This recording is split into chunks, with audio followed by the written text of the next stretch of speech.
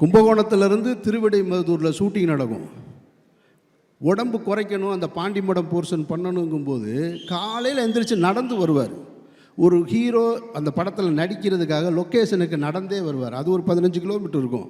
காலையில் நட, திருப்பி வரும்போது நட, 15 கிலோமீட்டர். அப்படியே இப்படி ஆகிட்டாப்புல பாண்டிமடம் போர்ஷன். கிட்டத்தட்ட அவருக்கு ஒரு வெறி இருந்தது, ஏன்னா நாம் ஜெயிக்கணும்னு. துருவுக்கு அது தேவையில்லை, ஏன்னா அப்பா பெரிய ஸ்டார். ஆனால் துருவுக்கிட்டையும் அது இருக்கிறத நான் பார்த்தேன். நான் உங்கள்கிட்டையும் பார்த்தேன். நான் அவ்வளவு, ஏன்னா அவர் படித்ததுக்கும் ஸ்டூடெண்ட்டு மாதிரி எந்திரிச்சு நின்றுட்டு அவ்வளவு எனக்கு ஆச்சரியமாக இருக்குது. யூஎஸில் படிச்சுட்டு அங்கேருந்து வந்து மாரி செல்வராஜ் லொக்கேஷன்லாம் உங்களுக்கெல்லாம் தெரியும்ல. அவர் என்ன ஊட்டிலையும் கொடைக்கானலும் எடுப்பார்.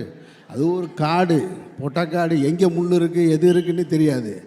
அதில் கொண்டு வந்துக்கிட்டு அது கொடுக்குற காஸ்டியூம் இருக்குல்ல, அந்த கைலியை பார்த்தா எப்படா கிளியிருன்ற மாதிரியே இருக்கும்.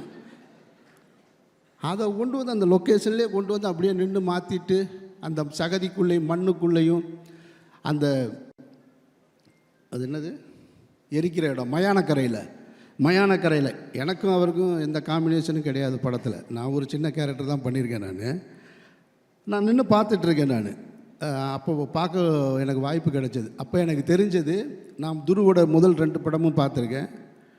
துரு எப்படி வந்து விக்ரம் சார் பிதாமகனில் கிடைச்சது துருவுக்கு இந்த படத்திலே கிடச்சிருச்சுன்னு நான் நினைக்கிறேன். நான் அப்படி தான் நான் ஃபீல் பண்ணுறேன். எனக்கு ஆச்சரியம், என்னடா நம்ம தூக்கிட்டு கடைக்கு தூக்கிட்டு போன பிள்ளையோடு நடிச்சிட்ருக்கோம், பரவாயில்ல சினிமா புதுசாக நிறையா சொல்லி தருதுன்னு. வாழ்த்துக்கள் துரு, வாழ்த்துக்கள்.